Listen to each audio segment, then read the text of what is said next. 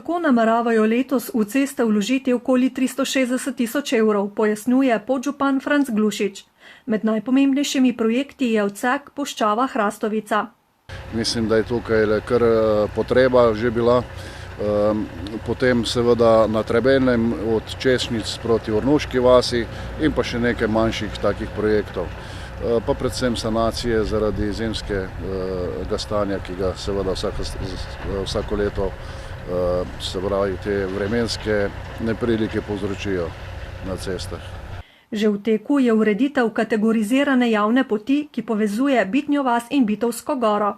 Gre za skoraj kilometer dolgo pot, ki je bila več desetletij zaraščena in je nekaj prebivalcev praktično odrezala od vasi.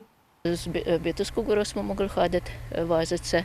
No in zdaj bilo je pa pozem največ pomen. Pozem, ko je sneg, ne moreš do hiše, ne moreš dostopno, ne te ceste ne do hiše. Zdaj bo pa nazaj povezava, tako kot je bila. Zato se gradbenih del izredno veselijo, dodaja. Kot pojasnjuje župan Anton Mavar, je projekt lahko stekel, ker so se v zadnjih 2 letih vaščani poenotili in celo sami posekali zaraščeno grmovje in drevje.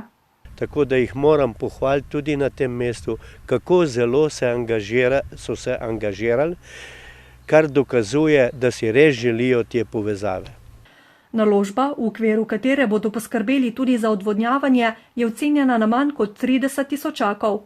Prvotno je bilo mišljeno samo ureditev samo zemeljsko, ampak glede na to, da je taka strmina v gornjem delu in pa glede na to, da tukaj živi domačin, do katerega se pravzaprav z vozilom ne more, bomo naredili vse, da saj te hude klance na tem odseku tudi poasfaltiramo.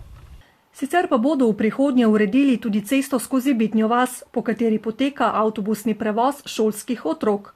Tako letos načrtujejo sprojektirati obnovo ceste, kanalizacije in pločnikov.